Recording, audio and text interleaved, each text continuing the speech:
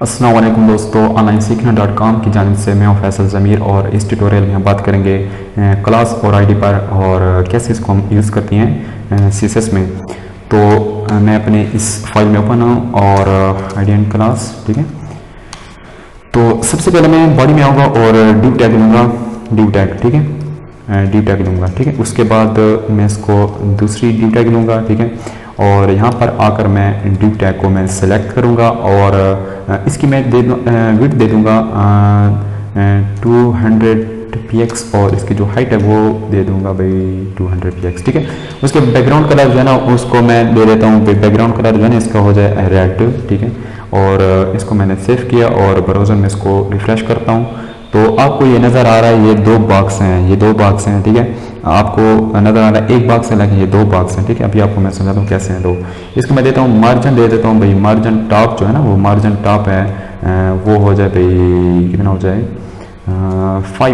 6 px, चलो हो जाए, ठीक है, 6 px हो जाए। और इसको मैंने सेव किया और रिफ्रेश किया तो आपको पता चल जाएगा। तो ये देखें ना, तो पहले इस तरह था कि ये जो बॉक्स है ना बॉक्स, ठीक है, इधर आ जाए, ठीक है। तो डिव टैग को मैंने यहाँ सेलेक्ट किया और डिव टैग जितने भी डिव टैग होंगे, ठीक है, उन सब पर ये कोडिंग जो अप्लाई हो जाएगी। ये देखें ना, दो डिव टैग मैंने लिए हैं, ठीक है, ये डिव टैग, ये डिव टैग, इन सब पर अप्लाई हो गया, ठीक है। और तीसरा अगर मैं डिव टैग ले लूँ, ठीक है, तो उस पर भी ये इस तरह अप्लाई हो जाएगा, ठीक है। डिव टैग लेता हूँ, इसको क्लोज करता हूँ और रिफ्रेश करता हूँ, ठीक है। ये तीसरा जो है इस तरह उसकी जितनी भी कोडिंग है उस पर अप्लाई हो जाएगी और इस तरह हमारे जो बॉक्स हैं वो बढ़ते जाएंगे, ठीक है। तो मैं कहता हूँ कि ये जो तीन बॉक्स है ना, तीन बॉक्स की अपनी अपनी डिजाइनिंग हो, तो उसके लिए मैं क्या करूँगा, उसके लिए मैं क्लास और आईडी को यूज़ करूँगा। तो यहाँ पर मैं आऊँगा और यहाँ पर मैं सिंपली लिखूँगा क्लास, ठीक है।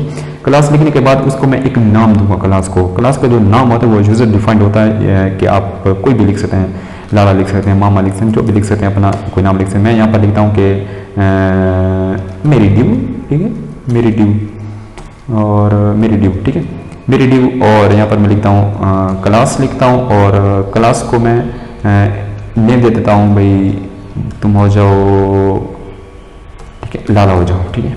इसकी क्लास का नेम दिया ना मैंने।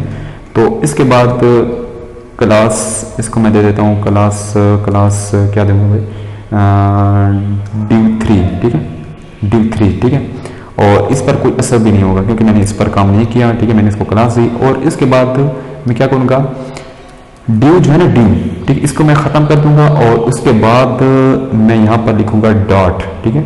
डॉट क्यों यूज़ किया मैंने, क्योंकि यहाँ पर मैंने क्लास दिया है, ठीक है। और क्लास के लिए हम डॉट यूज़ करते हैं, उसको सिलेक्ट करने की है, क्लास को सिलेक्ट करने के लिए हम डॉट यूज़ करते हैं। और डॉट के बाद हम उस क्लास का नाम लिखते हैं जिस क्लास पर हम स्टाइल को अप्लाई कर रहे हैं, ठीक है। मेरी ड्यू पर मैं अप्लाई कर रहा हूँ तो एग्जैक्ट मैं मेरी ड्यू लिखूंगा, मेरी ड्यू लिख लिया है मैंने, ठीक है। मेरी ड्यू पर यह स्टाइल अप्लाई हो गया है, ठीक है। बाकी किधर गए, बाकी इसलिए नहीं आए कि उन पर हमने स्टाइल को अप्लाई नहीं किया क्योंकि ये जो क्लास है लाला, ठीक है, इस पर स्टाइल अभी तक हमने कोई अप्लाई नहीं किया। div 3 है, इस पर भी अभी तक हमने स्टाइल को अप्लाई नहीं किया। मेरी div है, इस पर हमने स्टाइल को अप्लाई किया तो वो शो हो गया, ठीक है।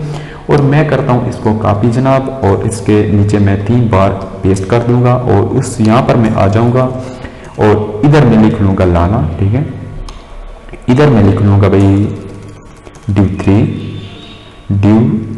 ठीक है, div 3 और इधर मैं आऊँगा और जैसे पेस्ट करूँगा तो वो वैसे का वैसा आ गया है। लेकिन आप चाहते हैं कि इसकी अलग-अलग आपकी सेटिंग करना चाहते हैं तो ये अलग-अलग 3 हमारे पास कोडिंग आ गई है डिवीजन की।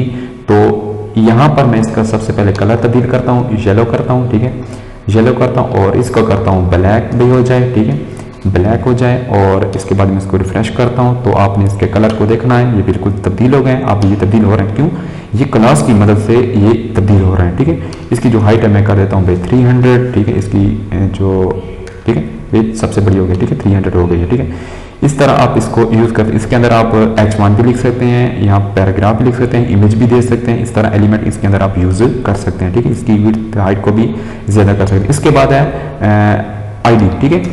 आईडी जो है, आईडी के लिए सिंपली आप आईडी लिख लें, ठीक है। सिंपली आप उसको क्या करते हैं भाई आईडी लिख लें, ठीक है।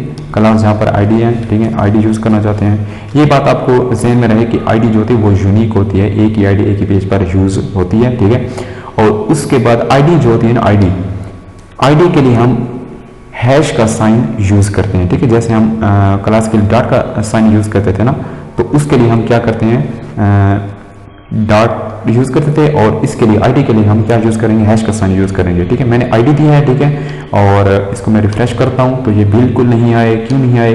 क्योंकि यहाँ पर हमने आईडी दी और यहाँ पर हम शो करें कि ये क्लास है, ठीक है। तो हम यहाँ पर भी शो करेंगे कि नहीं नहीं, यहाँ पर भी आईडी शो करो, ठीक है। इसको मैं डॉट को मैं रिमूव करता हूँ और उसके बाद मैं आईडी को शो करता हूँ, ये बिल्कुल वैसे का वैसा आ जाएगा हमारे पास, ठीक है, ठीक है। तो इस तरह आईडी और क्लास जो है हम यूज़ करते हैं, ठीक है। तो ये था आईडी और क्लास के बारे में। नेक्स्ट जो हमारा ट्यूटोरियल होगा वो नेविगेशन बार पर होगा, कि नेविगेशन बार हम CSS और HTML की मदद से हम कैसे बनाते हैं, ठीक है। तो दोस्तों अभी तक अगर आप हमारे चैनल को हमने सब्सक्राइब नहीं किया तो कोई नहीं, मेरे चैनल को ज़रूर सब्सक्राइब करें और दो में याद करें।